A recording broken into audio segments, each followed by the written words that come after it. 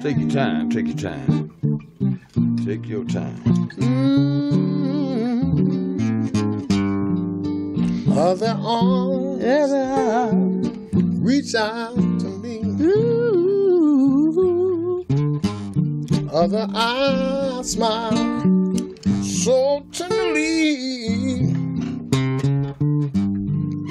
Still and peaceful dream I see on the road. The road leads right on back to you. That's why I say Georgia. That's my mama. Georgia.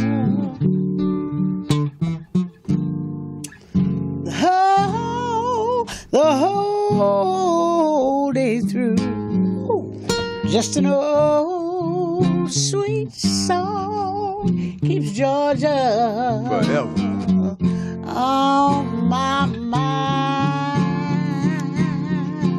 On my mind. That's my mama they talking about. Just an old sweet song keeps Georgia on my mind. Oh, I cry, Georgia, Georgia. Georgia Lee.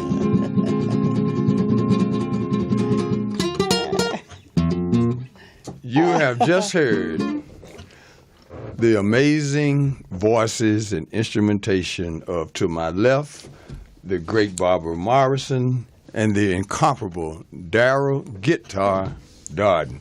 Welcome to the June 13th edition of Uncle Bobby's Country Corner, where real men do not play.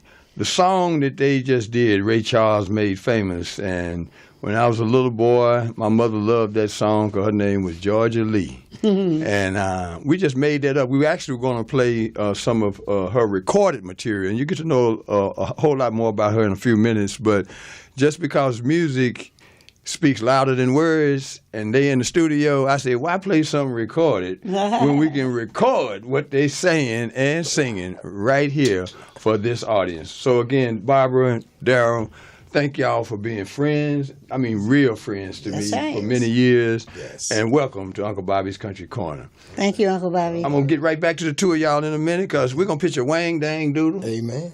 We're going to paint the town red. There you go. And I got the brushes in my back pocket. So let's just go ahead and do what we're going to do, you know, because it's a celebration of life. Yes, it is. While we can live it. Yes. On the phone, I have a brother who is an amazing man. I met him actually through a phone conversation. He lives in the Washington, D.C. area. He played professional football for the Baltimore Ravens, and then he went back to his roots because he comes from an incredible family. And his gift now, after professional sports, he'll tell you about it himself. Lynde Washington, welcome to Uncle Bobby's Country Corner. How you doing, man? Thanks for having me. How you doing, man? I'm real good. Thanks for having me. Thanks for the call. Well, first of all, let me just give them a little backdrop on how we got to this place that we are right now. Lynde reached out to me a few years ago through some other things that I was involved in, and then he shared with me what he does. And then just to show you the kind of man he is, on his own dime, first he created a portrait of the great Jim Brown. Whoa. And he brought the portrait you see on the screen right now from Washington, D.C. to Los Angeles to participate in an evening with real men. And in that picture you see Jim Brown and Sam Watson and the great work that my brother put together. And we have formed a bond, and in a few months, he's going to do an exhibit, maybe several of them here in the greater Los Angeles area, of his amazing work. So first of all, Lynde, tell us a little something about your gift. Okay, well, to start it off, man, my great-grandfather actually was an artist, and I'm named after his nickname. His name was Linwood Lynde Jordan. So my name is Lynde Washington, so I'm actually the nickname. So starting off, I didn't actually like art. I was all football. My father had me into football, and I liked football. But my great-grandfather, he put me in front of that pencil, And he said, why don't you use your mind and do something creative and, busting your head against another man, that's not smart long term. Of course, I didn't listen to him, but he passed away in 91, so he never got a chance to see me receive a full scholarship. But I received a full scholarship, I graduated. University of Maryland, correct? University of Maryland, and then what's important about that is he was also an art professor. He was not allowed to teach at the University of Maryland because of his skin. So when I graduated from the University of Maryland, I made sure the whole class knew that, and I thanked them for their free degree. All right? So more about me with the football stuff is I went all through the system. I went through, the boys' club, the Catholic schools, the university. Then I get to the pro level. And I knew it wasn't going to last long because the numbers didn't look right, So at that point, I figured out, I was like, man, I can't control my narrative anymore. So I got to do what I know and what I was taught. So it was at that point when I said, I just can't allow another man to tap me on my shoulder and tell me when I got to go home again. That's it. And that's what I'm living by now. And my agenda, so far as my art, is to inform the youth and all. Because what I've noticed in the last, I'd say, 10 years or so, when I really got in depth with my art, is that a lot of our culture is not being passed along within art. So as a kid, the only thing I could really relate to was J.J. painting, which was Ernie Barnes. So when I got in college, I was actually inspired to go learn about Ernie Barnes. And then I found out he played 7 years in the NFL. I was like, this is crazy. How could I not know that? I looked up to the man's artwork and didn't even know who the man was as a kid growing up watching TV. So that's when, I said, I need to make sure that when I paint, it's with a purpose now. So whenever I paint someone, regardless of color, it's about their character and what they represent and what they do. If I can't teach through the art, I don't even want to paint it. Well, let's talk a little bit briefly because we only have a couple of minutes for this segment of the show, and you will be a return guest for sure on several different dimensions. What is fine art, and how does it apply to what it is that you do within the genre of art? Okay, the thing with the fine art is it's a matter of who you're associated with, pretty much like any other thing. But I found out over the last couple of years, so far as associating myself with the art world, they kind of didn't, like my message. So I've taken it upon myself to go on my own, and I have no problem with that because my message is going to be the way I want it portrayed. So as far as the art world, I'm not really into the art world. I've studied the art world. I got my degree in it and all that, but they kind of didn't like me and what I do. But that's fine because it's going to be my way. So I'm not even worried about it. So basically, once you found your own path, your exhibits, how have you put those together, and how has that culminated in what we'll be doing in Los Angeles a little later this year? What I do is public and private. I get like-minded people around, and what I do with my art is I discuss each topic and person I've painted, and I go into detail and why I painted them, why I use that image, and what's important about this person for later on for the legacy, of the person, because sometimes those messages are portrayed wrong in the media. So I always capture the good parts of the subjects I paint. So when I come out to LA, I'll be doing public and some private shows, and I'll walk through my exhibit. I have over 50, 65 pieces that I put on display, and I walk around and I discuss them all. Before we get off the phone, we've just put up a portrait that you did of the late, what's the sister's name? Shirley Chisholm? Maya Angelou. Oh, Maya Angelou. Maya Angelou. And what I love about Maya Angelou is it's funny how mainstream always portray how a woman should look, but when you really go home and look at your family, most of them look like her. Am I wrong with saying that? No, not at all. Not at all. That's why I painted her. My reason for painting her is totally different from what people would think. Of course, she was a great, philosopher, poet, all of that. I got all of that. But what really captured me about her is that's how our family really looked. So why not show a little girl what she really looked like? Right. So if someone wanted more information about Lynde Washington and Lynde Fine Art, how would they go about doing that? Okay, the LyndeWashington.com is LYND and Washington.com, or you can just go on any social media site and look up Lynde Fine Art, which is my business name. Lynde Fine Art. That's it. So, again, brother, we're going to get further in depth with this because he's a part of the American family, the American movement, and a part of the world family, and a gifted brother, conscious, rock solid, family man, good people. So, Lynde, thanks for stopping by Uncle Bobby's Country Corner, and I'm going to make sure that you ain't a stranger. All right. Thanks for having me. All right, brother. Talk to you real soon, man. All right. Thanks. All right. Woo, man. Hey, you still with us? I'm still with you. You still with me?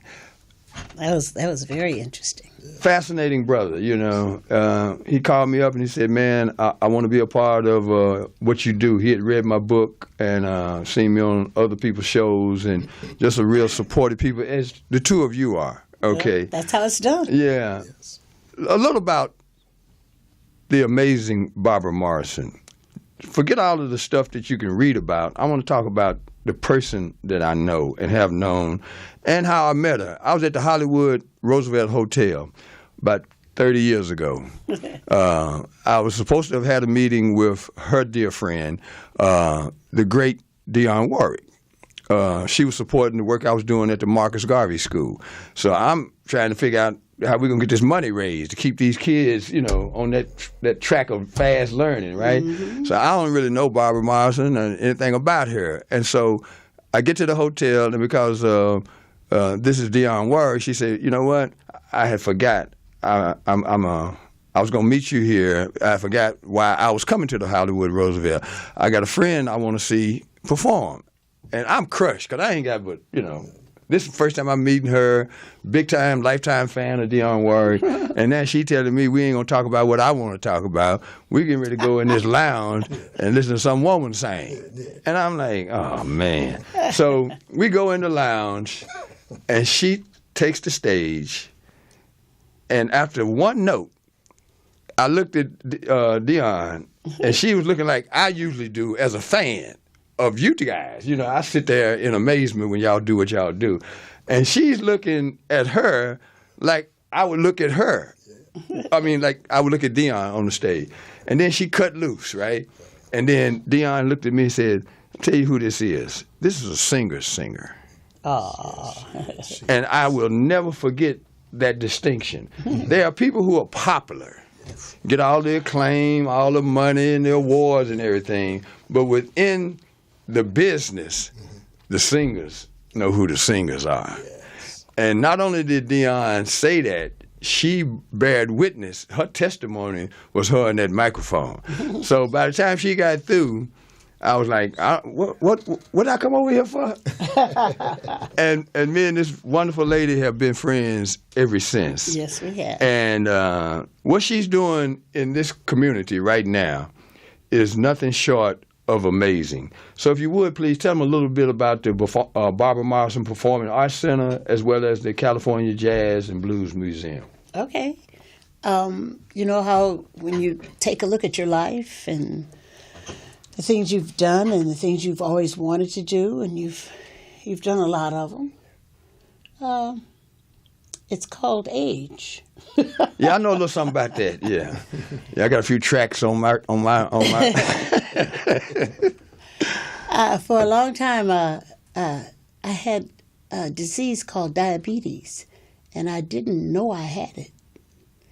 And when I contracted diabetes, I figured, I either I got to deal with this, and deal with it strictly out with it. Well, I did for about 10 years. And after about 10 years, I thought I had licked it, but I didn't. And when I realized it, I said, well, you got to, as the football coach would say, if you see somebody in your hole, go to another hole. Mm. So I had to go to another hole, and that's when I started opening the Barbara Morrison Performing Arts Center. I said, well, if I come off the road, I can take better care of myself. And unfortunately, it was a little too late. And I had to deal with the issue of amputation. But I found it something to do. God put me in another hole. And I looked around my community and I said, whoa, this is a rich community. We're talking about the Crenshaw. We're district. talking about 240 African American businesses in one area. One of the biggest African American enclaves in the United States. Then I looked around at the different places, all the talent, and I said, whoa, these are some of the baddest people on earth. What's going on here? And I figured, well, we'll have a place for them to display their talent.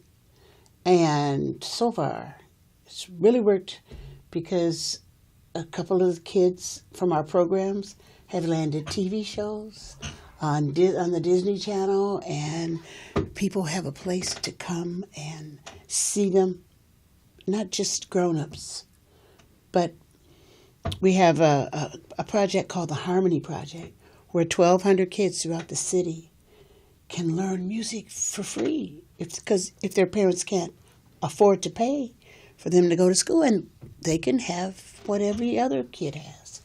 It's one thing my father told me when I was getting a divorce, and I called him on the phone and I said, Daddy, how come you didn't tell me da-da-da? How come you didn't tell me this, and how come you didn't tell me that? And he said, well, for one reason, I always felt like I had intelligent kids. That's number one. And I always thought they were smart enough to make their own decisions. And the other reason is I always wanted to be your friend. Now you made those decisions, and you can't blame me for it. You have to make your own decisions. So my decision to take care of myself and my diabetes and my health issues was to see and educate other people like me on the brink of making that mistake. So they wouldn't, especially you got to start here. They take that popsicle or out the little kid's hand, put something nice in it for them to eat, and through nutrition and a lot of other things, you can conquer. You can conquer. Even though I have the amputations that I have, I'm on the right track now. Well, we're going to add this to the mix, okay? Okay. Yeah. I'm on the right track. So mentally, I felt like I should help people who had never been to Europe. On my first trip to Europe, you know who was with me? Bull Moose Jackson. He was 70 years old. That's why I didn't know who he was. Who is Bull Moose Jackson?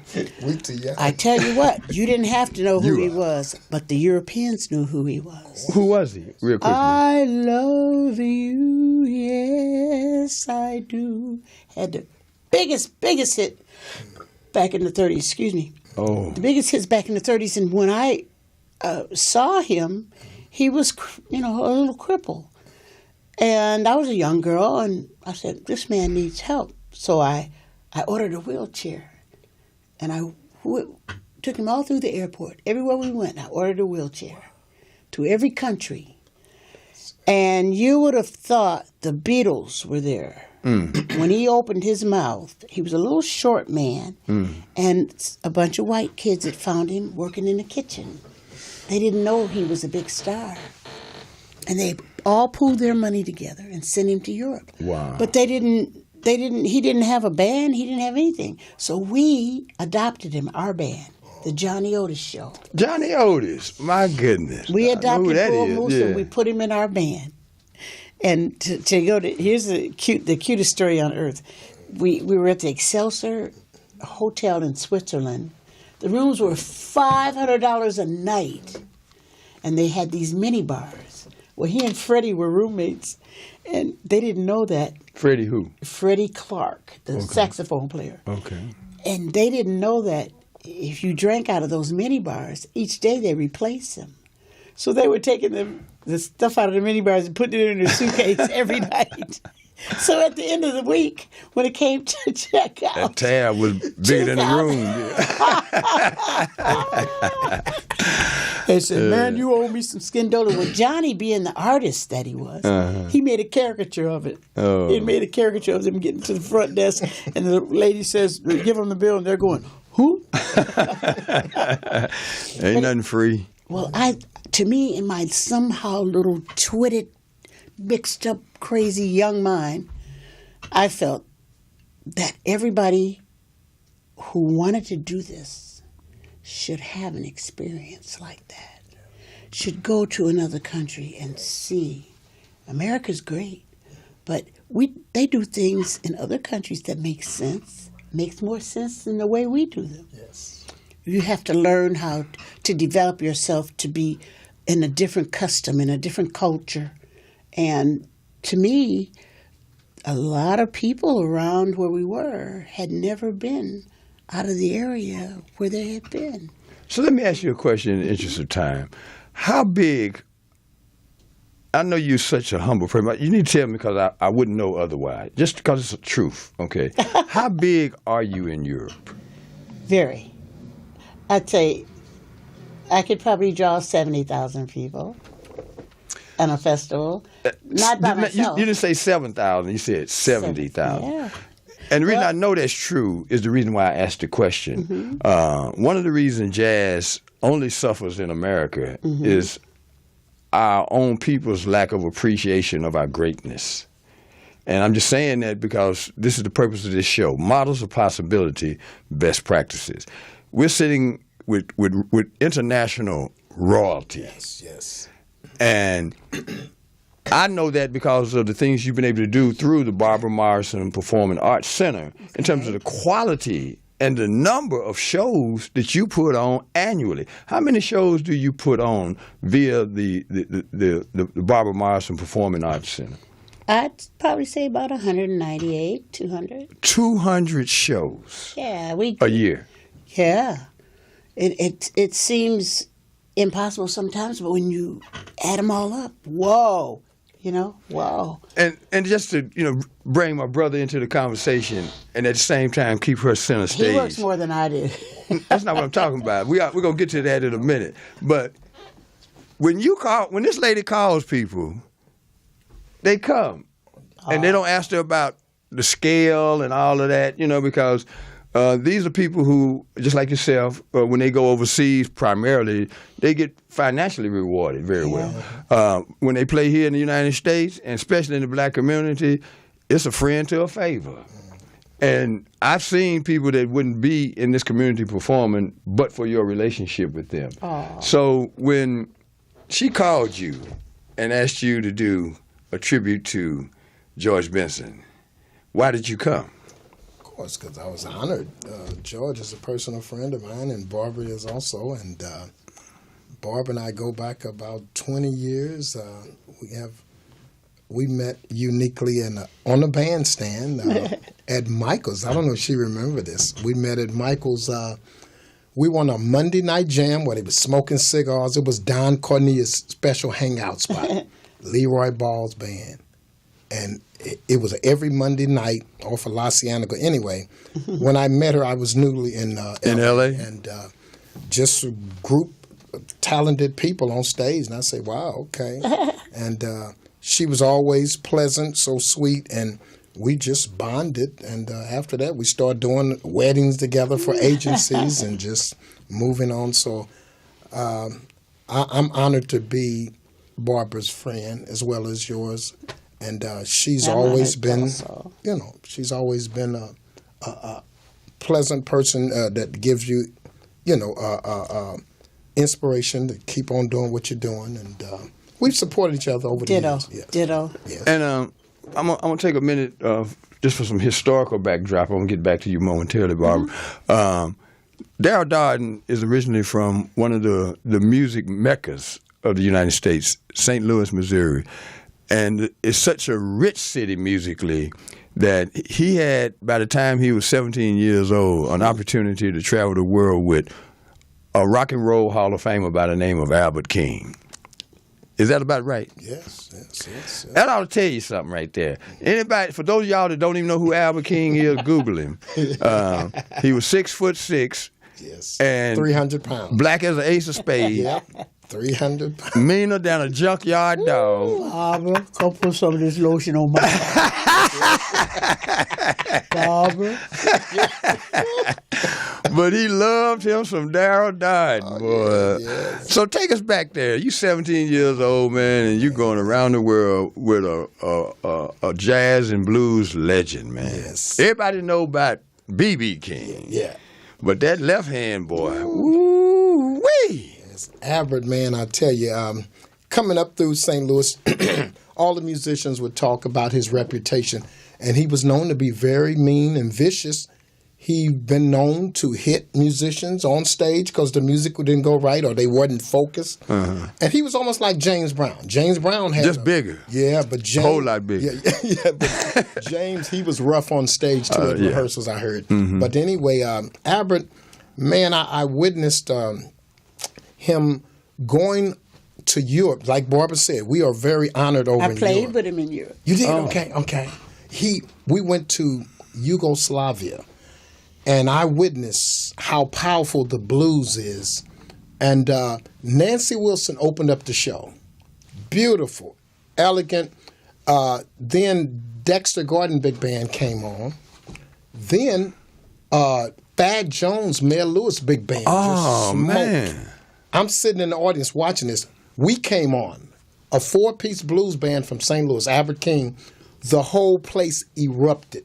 I've never After all of those incredible artists, y'all was the headline. headline, man. Well, let me just Please. here. They have over 400 jazz festivals Yes, they in do. Europe Yes. every year. One blues festival, I pay for all of them. What? I rest my case. Wow. 400 jazz I'm festivals. just talking about how and big one, the blues is. I ain't trying to start One blues festival pay for all of them. I ain't trying to start. No wonder they say, hey, the blues is all right. And it's a spiritual part of the blues that really touches people.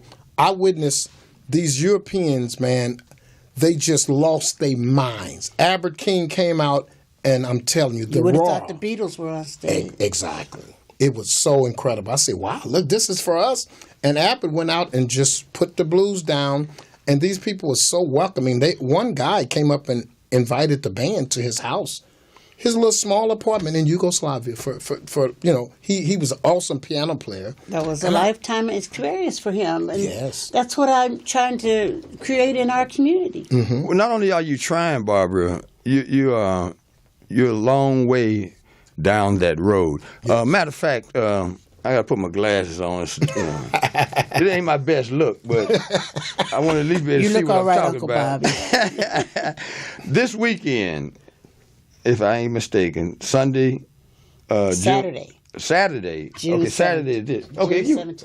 well, you can see it better now. I can't tell them what Muddy it is. Waters, the most influential guitarist in the blues. Yes. Muddy Waters' son, Big Bill Morganfield. Okay. His son, his biological son. His biological Muddy son. Water. Muddy Waters. Gonna be where? Affectionately known. A lot of people don't know Muddy Waters' name. Muddy Waters' one of name is McKinley Morganfield. I forgot it was. I knew it was something else, but go ahead and tell the story. His son, Barbara. Big Bill Morganfield, will be coming in from Atlanta. Okay. His band will be coming in from Fresno. And he will be playing right here in Leimert Park, 4318 Dagnan Boulevard. Doors open at 4, show starts at 5. Bernie Pearl Blues Band, the Other Muse, the King Brothers, and we got the Little Harmony. Remember I told you about the little kids? Yeah. We teaching them the blues. So this is Saturday. Saturday, the day before Father's Day. They canceled Father's that. Day. They canceled Father's Day. Lack of interest. But go ahead. though. And Father's Day, we have the Women of the Blues at the Barbara Morrison Performing Arts Center. Now that's 4318. 4318, the Vision parking lot. Okay. Now here's where we're gonna start really getting this thing tight. Mm-hmm. Ain't nowhere on here that this is Muddy Waters' son. The Rising Sun right here. No, not the Rising Sun. Muddy Waters' son. There's a whole lot of folk got Rising Sun. No, you can't sell a secret. Don't you know? But the name of the but you know festival is the West Coast. I get all Muddy of that. Waters Blues. But I'm trying to tell you how big you are, and we all got to, a rising tide lifts all the boats. Because, see, where she's talking about 4318 Degnan. Degnan, is she could have walked over here. Yeah. Okay. It's across the street. Yeah, Because yeah. where Morris Media Studios, we're in the epicenter of the new L.A. Right. Now, we got some new neighbors. Yes, we do. We don't share the same complexion. No, we don't. You see what I mean? They walking dogs and everything, you know. But they'll be over there before we will if they knew that Muddy Water son Sure would. was up in there. Sure You see what I mean? So we just gonna go ahead and take advantage of the fact that the community is changing, and these people already know more about the blues than we do. Yeah. So we got to let them know. We ain't got time, but I might find a way to get some flyers done. Say, look, Muddy Water son gonna be. You ain't got enough room if I did all that. But we'd have to add another show or something. But that's how incredible this lady, Muddy Water son, Muddy Water. coming in here from Atlanta. Man, he would charge these people an arm and a leg Well, and a shoulder too. You see. he wouldn't get much over here. Now you talking about I'm talking about net value, I know. the real value, because these people do these shows for you. Well, he has the and top. He has the top TV show now. Wow. Really? And he has the #1 blues record in the country. Really? Right now. Shots fired. Shots fired. We all know something about that, don't we? And blood stains on the wall. Blood stains on the wall. Well, look here, Barbara. I know you got an appearance that you make every Tuesday night on the other side of town. What time you need to be there? 7. 7. So you're going to give me another 10, 15 minutes. I'm okay? going to Pips, 1356 La Brea. South La Brea. Yeah. And how long you going to be performing there? I'll be there till 9:30, 10 o'clock. 9:30, 10 o'clock. Well, you know, hold my holler. See, when I go see y'all hold my. See, I'm the unofficial conductor of whatever band she's in, whatever band Daryl's in. So I'll be over there for it's over with and just let them know, you know, that old crazy country boy be over here in a minute. Don't y'all put him out because he going to show out. But anyway, give him a little something, you know, like we just do. Because I done been with Barbara and you, and I ain't seen y'all go nowhere where y'all just don't go ahead and say a 1 or 2, you know what to do. So what you feel like doing right now, Barbara? Put me in B flat, Daryl. And that's all I need to do is get on out of the way, ladies and gentlemen, because here we go. Here we go, live at Morris Media Studios. Ladies and gentlemen, Miss Barbara Morrison and the great Daryl Darden. Said the neon lights are bright on Broadway. On Broadway. They say there's always magic in the air. On Broadway. And when you're walking down the street, you ain't had enough to eat. The glitter always off, and you're nowhere. They say that the women treat you fine on Broadway. Shoot, Crenshaw too. Looking at them just give deep the blues. Yes, sir. 'Cause they sometimes, I know sometimes, when all you got is one thin dime, and one thin dime won't even shine your shoes. It get worse than that. They say I won't last too long on Broadway. On Broadway. I'll catch a Greyhound bus for home. That's what the people say. Oh, but they're wrong. I know they're wrong. 'Cause I can sing a funky song. And I won't pretend I'm a star on Broadway. On Broadway. On Broadway. On Broadway. On Broadway. On Broadway. On Broadway. I will see Uncle Bobby on Broadway. Yeah. You'll be trucking down the avenue. On Broadway. Yes. On Broadway. But y'all be glad I can't sing, boy. What'd I tell you? Hey, ladies and gentlemen, it might be 10, 20 years from now before this really sinks in what you have heard and witnessed here tonight. This is music royalty. We're going to take a short pause. I want you to do one more thing for me before I leave because I want to leave you enough room. They're going to wait on you anyway, but I just want to, respect your time. We're going to take a little short pause, and we'll be right back with Barbara Morrison and guitar Daryl Darden.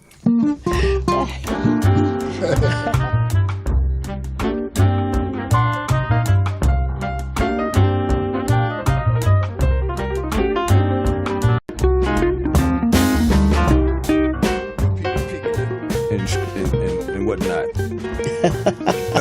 You was listening to the jazz stylings of the Barbara Morrison, trio? Well, whatever it is, because she does it all the way from on the corner to... I didn't even hear it. Who? Oh, that's River's Invitation. I got that from Percy Mayfield. Oh, really? Yeah. He wrote Hit the Road Jack for Ray Charles. Mm-hmm. And don't you come back no more, no more, no more. So, Barbara, let's give them a way to get your music. Is there a website or something that they can get? Yeah, but Amazon has it. Amazon.com, and Amazon's the best way. Oh, okay, Amazon. Unless you want to come over to the California Jazz and Blues Museum. I'm telling you. I got some CDs right there. See, there come you on go. over. Real quickly, your plate was already full with the Barbara Morrison Performing Arts Center. How did you find the time and the resources to open up the California Jazz and Blues Museum? Oh. Right around the corner from the I Performing know. Arts Center. You know how you have a vision? Yeah. And some of the people, I'm going to tell you what hurt me a lot. When Mama died, Babes and Ricks. Oh. When Mama died, I was like, wait a minute. Somebody got to remember this lady. Look at all the people she helped and all the bands. And just for qualifications, because most of the people listening to this show have no idea who what Babes and Ricks is or Mama. I'm one. I wasn't here. Babe and Ricks was at the heart of Central Avenue. Okay. When it was bumping. That's the only place where black people could go. Mm-hmm. And then white people start going there. Mm-hmm. And we had the Ruby Out Hotel. That's the only where black people could work. Mm-hmm. They couldn't work in the hotels in Beverly Hills or nothing like that. But Mama had Babe and Ricks. Mm. And that's where all the blues people would go. After Johnny Otis, the Barrel House was no longer there, and all those places that shut down. Then here we come. Yeah. The kid, the baby boomers. Mm-hmm. And she stayed there till she died. And it didn't matter where you went. Yes. When you came to California, if you wanted blues, you could go to Mama's. Wow. You could go to Babe and Ricks. And she sat on the door. Matter of fact, she lost her legs like I did. Mm. And when she passed away, it evaporated. And I said, whoa. And I watched The Cat and Fiddle. I watched one of my friends stay there for 30 years, and then when he got older, they just pushed him out.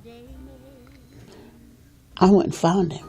I said, hey, this is what I'm doing. I want you to be there every Sunday. Just give them something to do. We have to look out for our seniors and the people that are leaving stuff and teaching you stuff and showing you how to do stuff and writing your charts and making you who you are.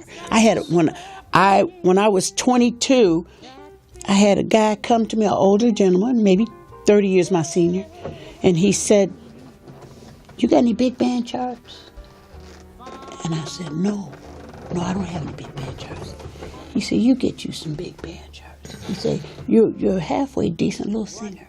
But I tell you something, ain't nobody in this town got big band charts. He said, you get you some big band charts and you can work for the rest of your life in every country, all over the world, and take your big band chart. And guess what? Yes. I started accumulating my big band charts. I went to Paris. I went to Australia. I went to Spain. I got the Philip Morris Super Band, and I was looking at this man was guiding me. Yes. And that's why I said, well, there's no more Mama. There's no more Art Hillary. Yeah, I know that. There's no more. Ronaldo Ray used to call him artillery. There's Billy no Higgins. more. I got a stack charts from Art Hillary, and I still use them today. And when I go to other countries, people, wow, and I recorded them. These are people that gave me a chance. You know how much a big band chart cost me today? What? $2,800. Just the charts? Wait a minute. I don't think you heard me. No, I didn't. I really didn't. $2,800. Now, let's explain the significance of that. That's some music that's been written many years ago, right? And I can play. Well, it could be an original, but I've played with symphony orchestras with my symphony charts, my big band charts. A conductor, a popular conductor, he can probably get $28,000. Wow. But I'm just trying to say for a bunch of guys. Okay, that's what. Well, the Metropole. Right. It's the music on paper. Yeah, Right. And it's ready Okay. for WC 30 Andy. guys, 40 guys. Right. So that's right. Have you seen Gregory Porter at the Metropole? Ooh, Gregory Porter. He was at the. I'm talking about the Jazz- Metropole. No. Amsterdam. Oh no! You see, I'm. Look, I'm I'm local. But wait, Yeah. you're local. Yeah. But that's my point exactly. We got local people in the African American community who can do that. You can the stuff everybody's. Oh man, get on the elevator. Do you know that's a whole 60-piece orchestra on the elevator and in the supermarket? And you didn't know it was a black man? Come on, man. Well, that's why I'm That's doing what this Obama. show. That's what Obama say. Come on, man. That's why I'm doing this show. Well, I say that to you. I have very few of those charts, but I do have a lot of big band charts. I followed. The man was wise. He was smart, and I was just hanging out at the Parisian Room. And I was trying to get on the stage. I sat there 2 years signing the paper so I could get up to sing. Finally, somebody called me up to sing. 2 years. Waiting your turn. That's how tough it was here when I got here. And the man said to me, "Hey, you got any big band charts?"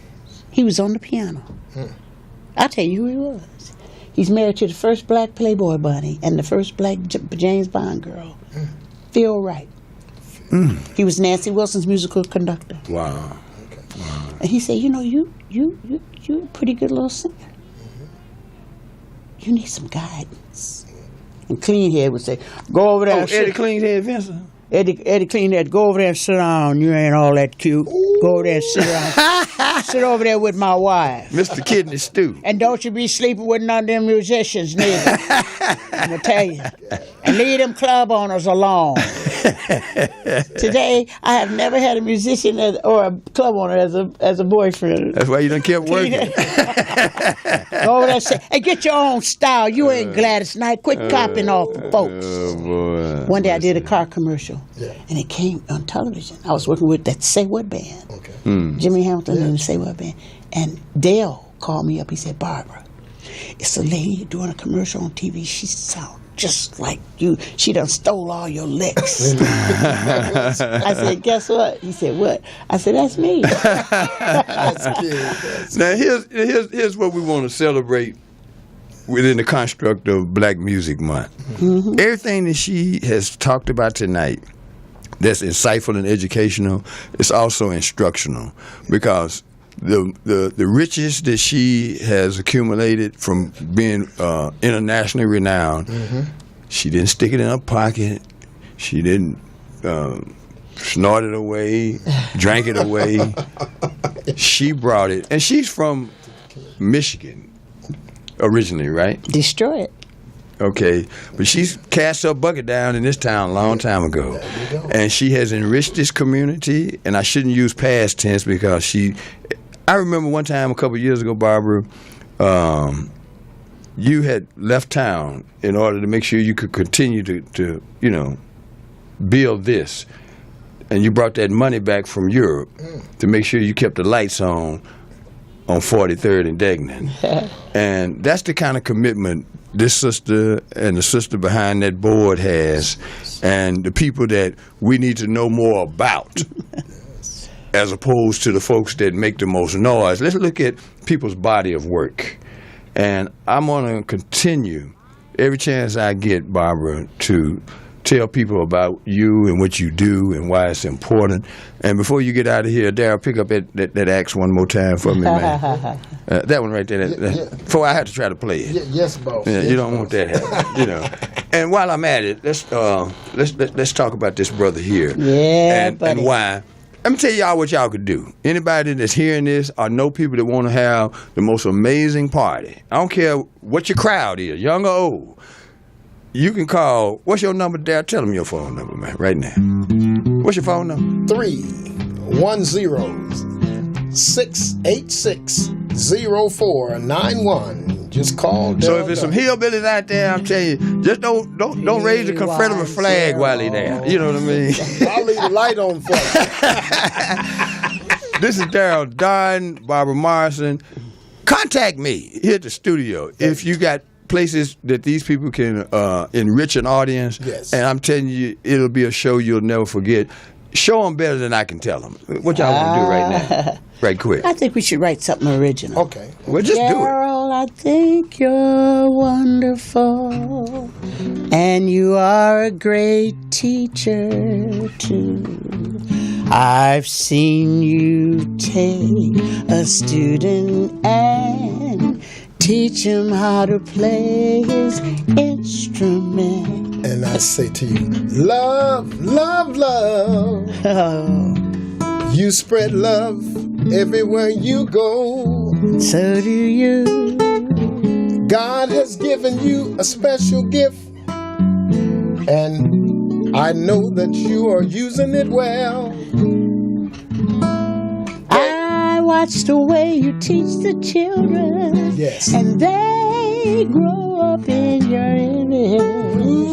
'Cause you're good and you're nice, and you take them to paradise.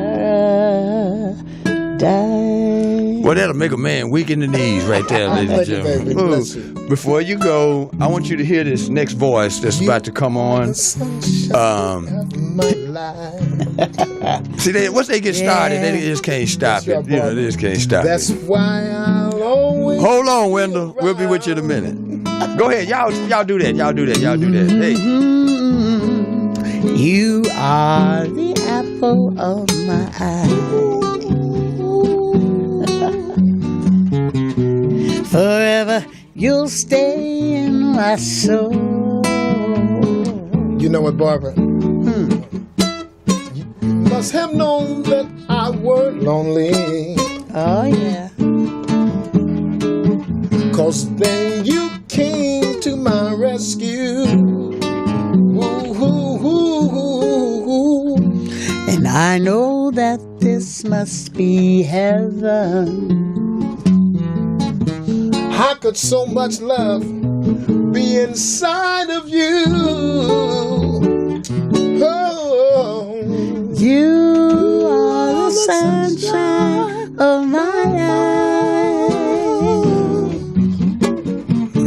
That's why I'll always be around. Okay, now here's what y'all gonna do. Y'all gonna close out the show in a couple more minutes. I want to just plug this in because it's all relative. The brother that's on the other end of this phone right now, he does the same things that you do in terms of commitment to your craft. All right. All right. The next voice you'll hear is the LeBron James of construction management. All right. All right. That's and what I so wanna the know. next time you get the opportunity to build up or out, this is the brother that'll make it sparkle. Make All right. it happen. Hey, Wendell Stemley. Yeah, how you doing, Barbara? He sound like Hi, he's Wendell. tired. He's in Atlanta. He's getting ready to fly to Columbia, South Carolina, soon as the sun cracks open in the morning for the 48th annual National Association of Minority Contractors Convention. It's the largest and oldest minority contractors association in the United States. Wow. And he told me something that I know is true 30-some years ago. He said, Bobby, the key to leadership is the following. Yeah. If you can't feed people, you can't lead people. This brother is putting more people to work than anybody I know or know of. So welcome, Wendell, once again to Uncle Bobby's Country Corner.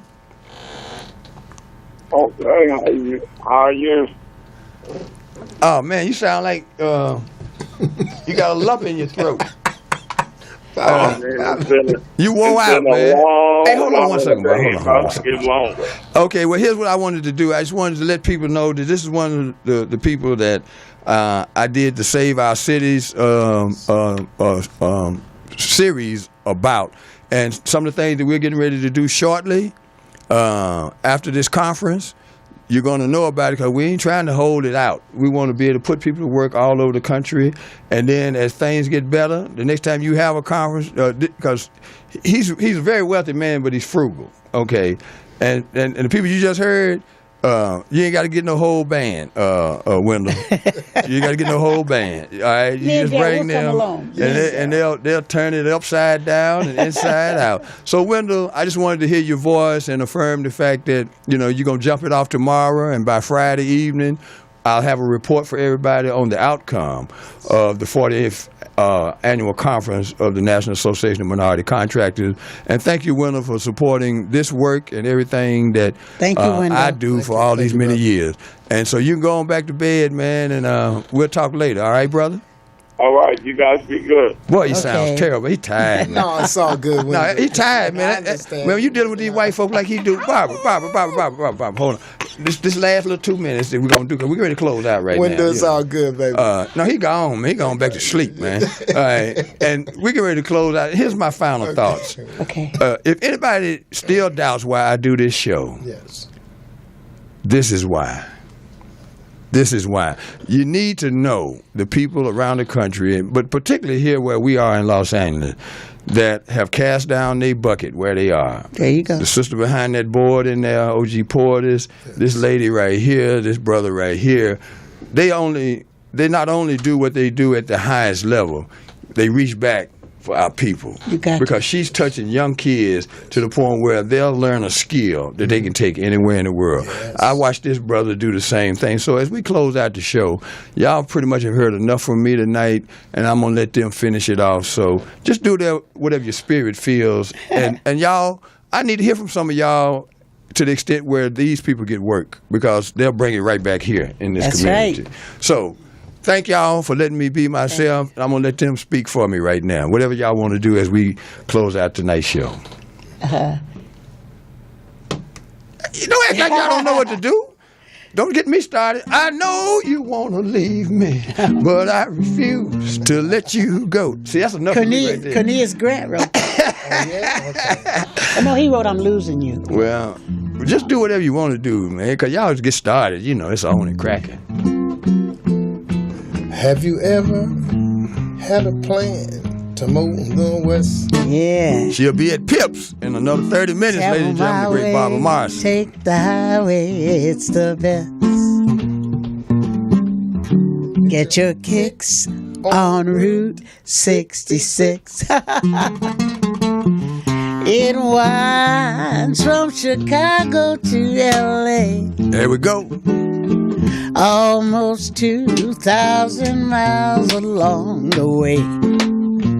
Come on and get your kicks on Route 66.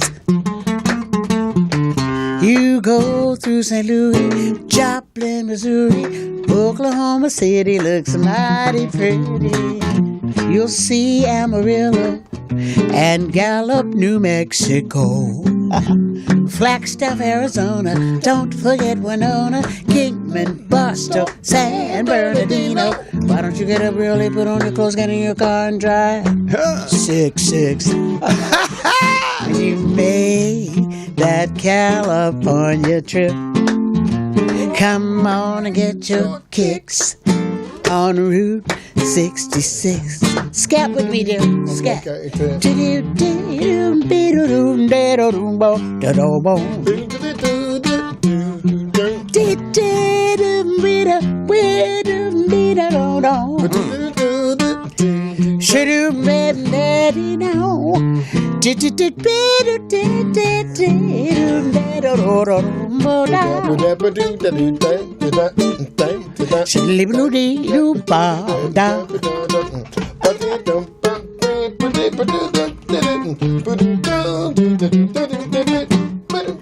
Route 66.